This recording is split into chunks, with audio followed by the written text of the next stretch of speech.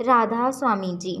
एक गांव में एक मजदूर रहता था जो दिहाड़ी करके अपनी बीवी और बेटे के साथ परिवार का गुजारा करता था। उसी गांव में कुछ सत्संगी भी रहते थे और उनमें एक सेवादार भी रहता था जो ब्यास जाकर बड़े प्रेम से सेवा करता था। श्री हजूर महाराज जी ने उसकी सेवा भावना से खुश होकर उसको जत्थेदार बना दिया। वो अक्सर ब्यास जाकर हफ्ते 2 हफ्ते की सेवा किया करता था। मजदूर भाई उसके घर के पास ही रहता था। जत्थेदार कभी कभी उसकी मदद भी करता था। एक बार जत्थेदार भाई जब ब्यास से वापस आया तो उसने हुजूर की फ़ोटो और प्रसाद मजदूर भाई को दे दिया। हर रोज़ सुबह उठते ही वो भाई हुजूर की फ़ोटो को बड़े प्रेम से हाथ जोड़कर प्रणाम करता था और फिर वो अपना दिन शुरू करता था। एक बार जत्थेदार जी ब्यास जा रहे थे और वो मजदूर भाई अपने घर से निकल रहा था। उसने सेवादार से पूछा कि तुम कहाँ जा रहे हो। जत्थेदार जी ने हाथ जोड़कर हुजूर को याद किया और कहा, भाई मैं तो 10 दिनों के लिए ब्यास सेवा पर जा रहा हूँ, आओ तुम भी चलो। मजदूर भाई ने कहा, जी मेरा दिल तो बहुत करता है कि मैं आपके सतगुरु के दर्शन करूं, लेकिन मैं बहुत मजबूर हूं। अगर 10 दिन काम ना किया तो बच्चे भूखे मरेंगे। जत्थेदार ने कहा, मेरे सतगुरु तेरे परिवार का ध्यान रखेंगे, तू चल तो सही। अनमने मन से मजदूर भाई चलने को तैयार हो गया।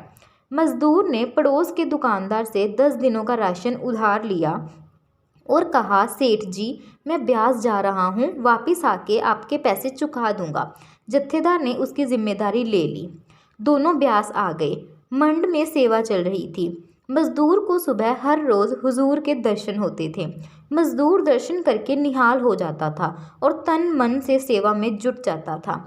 सेवा करते हुए 9 दिन हवा की तरह उड़ गए। 9वें दिन शाम को हुजूर ने जत्थेदार को बुलाया और कहा कि तेरे साथ जो सेवादार आया है मैं उसकी सेवा से बहुत खुश हूँ। तुम उसे 6 महीने और रुकने के लिए कहो और जब वो मान जाए तो उसे मेरे पास ले आना। जत्थेदार के तो होश ही उड़ गए कि वो बेचारा 6 महीने कैसे रुकेगा, लेकिन अपने सतगुरु का हुक्म मानकर उसने रात को मजदूर भाई से बात शुरू की। पूछा, भाई क्या तुम यहाँ सेवा करके खुश हो?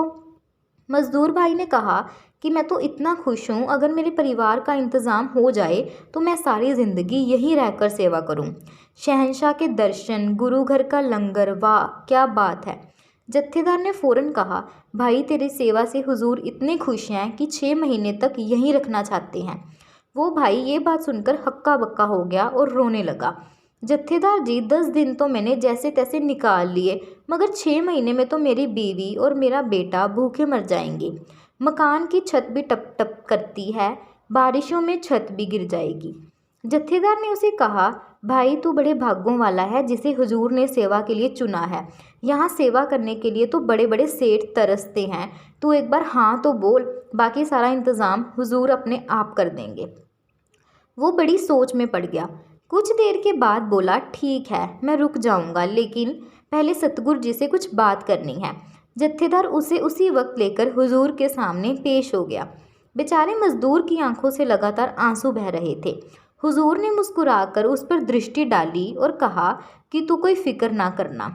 उस भाई ने हाथ जोड़कर कहा, सच्चे पातशाह जी ठीक है मैं 6 महीने सेवा करूँगा, लेकिन जेड़े जिस दिन पहले सेवा की है वो दिन 6 महीने विचों घटा दिओ जी।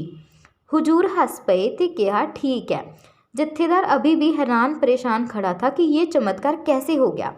मजदूर वापस आ गया, लेकिन सारी रात उसे नींद नहीं आई। उधर हुजूर ने उसी रात को ही दुकानदार को सुबह 4 बजे नींद में दर्शन दिए और हुक्म किया, बेटा 6 महीने तक तेरा पड़ोसी हमारे डेरे में सेवा करेगा। उसके घर का राशन, ज़रूरत पड़ने पर रुपए पैसे से भी उसकी मदद करना। तेरे पैसे हम चुकाएंगे। सेठ हड़बड़ा कर उठ गया और देखा कि अभी तो रात बाकी है। सुबह सेठ अपनी पत्नी के साथ उस मजदूर के घर गया। वहाँ उसने दीवार पर हुजूर की फ़ोटो देखी तो तुरंत हाथ जोड़कर बोला, यही हमारे सपने में आज सुबह आए थे। बहन तुम्हें जो भी चाहिए वो मिल जाएगा। सेठ अपने घर चला गया। लगभग 2 महीने बीत गए। मजदूर भाई डेरे में सेवा कर रहा था। जत्थेदार भी उसी के साथ था। इधर गांव में तेज बारिश शुरू हो गई। मजदूर के कच्चे मकान की छत टपकने लगी। जब बारिश रुक गई तो मजदूर भाई की पत्नी अपने बेटे के साथ कसी और तसला लेकर पास की खाली ज़मीन से मिट्टी लेने चली गई। 2 तसले मिट्टी लाकर उसने अपने घर में रख ली। जब तीसरे तसले के लिए उसका बेटा मिट्टी खोद रहा था, अचानक कसी किसी चीज़ से टकराई और टन की आवाज़ हुई। उस बहन ने ध्यान से देखा कि ज़मीन में एक पीतल का मटका दबा हुआ था। उस मटके में खूब सारे गहने और चांदी के रुपए थे। उसने मटका निकाला, एक कपड़े में लपेटा और माँ बेटा दुकानदार के घर चले गए। वो पूरा मटका उसने सेठ के हवाले कर दिया। सेठ और सेठानी मटका देखकर हैरान रह गए। सेठ जी ने अपना पूरा हिसाब गिनकर अपने पैसे रख लिए और बाकी गहने चांदी के सिक्के बेचकर खूब सारे पैसे बना लिए। अपने घर के पास उसकी कुछ खाली ज़मीन पड़ी थी, वहाँ उसने एक बहुत शानदार मकान बनाना शुरू कर दिया। 3 महीने में नया मकान बनकर तैयार हो गया। सेठ जी ने उसी मजदूर की घरवाली को बुलाया और कहा, बहन, ये मकान आज से तुम्हारा है और ये तुम्हें हुजूर ने दिया है। बाकी पैसों के लेन देन का हिसाब मैं तुम्हारे घरवाले से कर लूँगा। जब 6 महीने पूरे हो गए तो जत्थेदार ने कहा, भाई, कल सुबह हम घर वापस चलेंगे।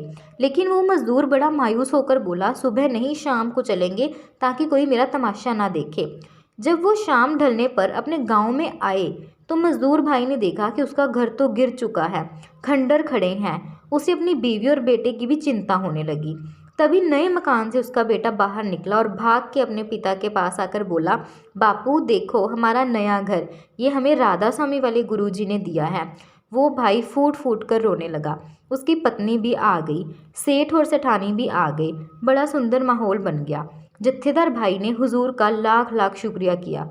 सच्चे पातशाह तेरा शुक्र है। उस मजदूर भाई की घरवाली बोली, सुनो जी, चाहे सारे काम छोड़ देना लेकिन सतगुरु की सेवा कभी मत छोड़ना। अब तो हम भी आपके साथ चलेंगे जी। सतगुरु की सेवा सफल है, जो को करे चित लाए, नाम पदारथ पाए, अंचित वसे मन आए। राधा स्वामी जी। अगर आपको हमारी वीडियो अच्छी लगी तो लाइक ज़रूर करें। ऐसे ही और नई नई साखी सुनने के लिए हमारे चैनल ब्यास मेरा रब वसदा को सब्सक्राइब ज़रूर करें। Thank you.